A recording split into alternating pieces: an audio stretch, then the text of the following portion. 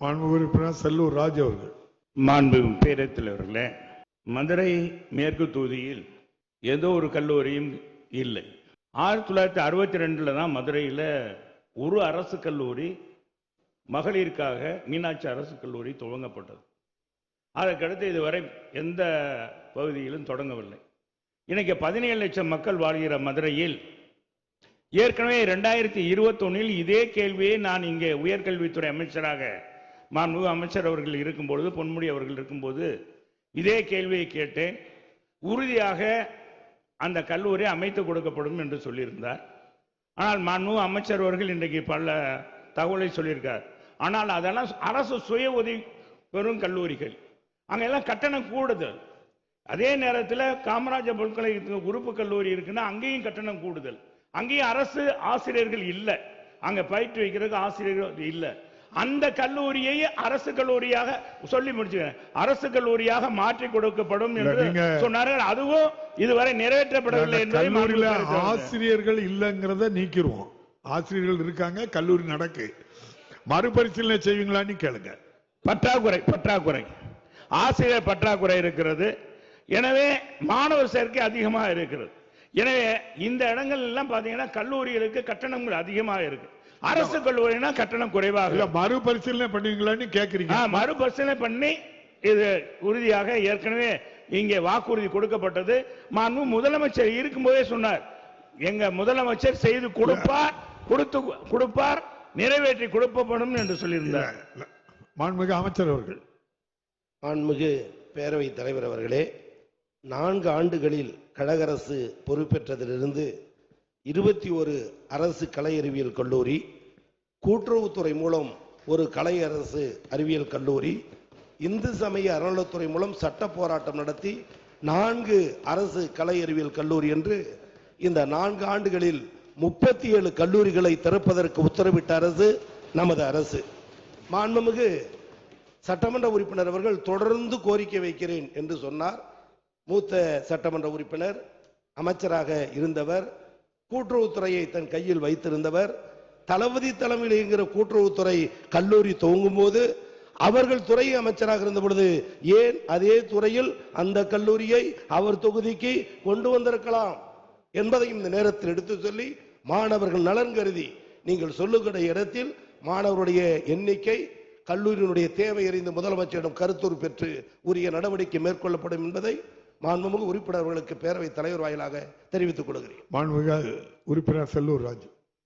மாண்புமிகு பேரவைத் தலைவர்களே, மாண்புமிகு அமைச்சர் அவர்கள் கூட்டுறவுத்துறை மூலமாக ஒரு கல்லூரி நீங்களே அமைத்திருக்கலான்றார். கூட்டுறவுத்துறை என்பது சாதாரண ஏழை எளிய மக்களுடைய பணத்தில் சங்கத்தை உறுப்பினர்களை கொண்டு நடத்துறது. எனவே நான் அதுக்குள் வரவில்லை. என்னுடைய கேள்வி மட்டும் சொல்லுகிறேன். 10 ஏக்கர் நிலம் இருக்கிறது, அரசு புறம்போக்கு நிலம் இருக்கிறது, வசதியான இடம். ஆனா இதுவரை அரசு கல்லூரி, ஆண்களுக்கான கல்லூரியே மதுரையில் இல்ல, தனியார் ஆண்களுக்கான கல்லூரி இல்ல. எனவே அரசு கல்லூரி மதுரையிலே அமைக்க வேண்டும். அதே நேரத்தில் மாண்புமிகு பேரவைத் தலைவர் கூடுதலாக எங்களுடைய தொகுதியில் மேலும் இதுவரைக்கும் ஒரு விளையாட்டு திடல் கூட இல்லை, அதையும் கேட்டிருந்தேன். அது அமைத்து கொடுக்கப்படும், 2.5 கோடியில் அமைக்கப்படும் என்று சொல்லி எல்லாம் மதிப்பீடு எல்லாம் பண்ணிட்டாங்க. ஆனா இப்பொழுது அது கொடுக்க முடியாதுன்னு சொல்லியிருக்காங்க. இல்ல, நீங்க அதெல்லாம் பேசக்கூடாது. நீங்க ஒரு கோரிக்கை, நியாயமான கோரிக்கை, 10 வருஷம் நான் அமைச்சரா இருந்திருக்கேன், என்னால முடியல செய்தாருங்கன்னு கேட்க, அது நியாயம். மாண்புமிகு அமைச்சர் பரிசீலனை பண்ணிருக்கேங்க, அமைச்சர் பதில் சொல்லுங்க. மாண்புமிகு அமைச்சர் பதில் சொல்லுங்க. மாண்புமிகு பேரவைத் தலைவர் கேட்டுருங்க. இதேதான் நான் சொல்லி இல்ல, அமைச்சர் பதில் சொல்லுங்க. அமைச்சர் பேரவைத் தலைவர் அமைச்சர் பதில் சொல்லுங்க.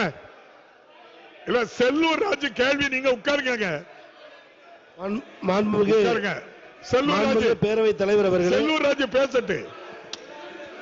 மாண்புமிகு செல்லூர் ராஜ் பேசுங்க. மாண்புமிகு பேரவைத் தலைவர்களே உட்காருங்க சொல்றேன். மாண்புமிகு பேரவைத் தலைவர்களே,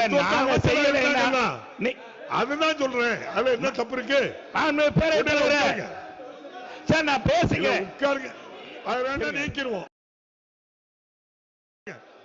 அது அமைச்சர் பேரவைத் தலைவர் தயவு கூர்ந்து அதை எடுத்து அவையில் என்ன சொல்றேன். கேள்விக்கு வாங்க. பேரவைத் தலைவர்களே கேள்விக்கு வாங்க. பேரவைத் தலைவர்களே அருள் கூர்ந்து நான் ஏற்கனவே இங்க இதே சபையில் 2021 உயர்கல்வித்துறை அமைச்சரால் வாக்குறுதி சொல்லியாச்சு. ஏற்கனவே இந்த கேள்வி வந்திருக்கு. நான் ஏற்கனவே சொல்லியிருக்கேன். அமைச்சர் உறுதி தந்திருக்காங்க. மறுபரிசீலனை பண்ணுங்களான்னு கேட்டாமருங்க. சரி, மறுபரிசீலனை செய்து உடனடியாக அந்த பகுதியில் ஒரு அரசு கல்லூரியை ஏற்கனவே கொடுத்த வாக்குறுதியை நிறைவேற்ற வேண்டும் என்று கேட்டுக்கொள்கிறேன். இருந்து நீக்கிருங்க. செய்யறேன் என்றுதானே உங்க அமைச்சருக்காங்க.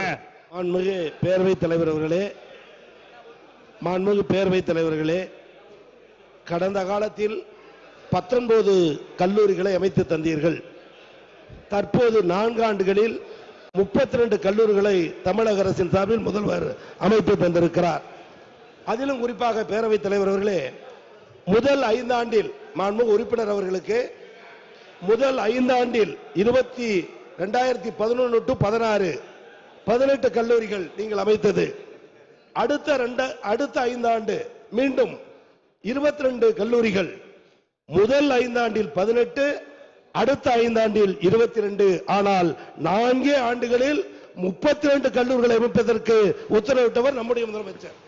எனவே கேளுங்கள் தரப்படும் என்ற கோரிக்கையை ஏற்று முதலமைச்சரிடம் உங்கள் கருத்தை சொல்லி பரிசீலித்து துறையின் ரீதியாக நடவடிக்கை எடுக்க மேற்கொள்ளப்படும் என்பதையும், இங்கே கூட்டுறவுத்துறை மூலம் அதில் ஏற்படுகிற சிக்கலை சொன்னீர்கள். நீங்களே கல்வி அமைச்சரிடம் சொல்லி அதை செய்திருக்கலாம் என்பதையும் மாண்புமிகு உறுப்பினர்களுக்கு எடுத்து சொல்லி மேற்கொண்ட பதிலை பேரவைத் தலைவர்களாக உறுப்பினர்களுக்கு தெரிவித்துக் கொள்கிறேன்.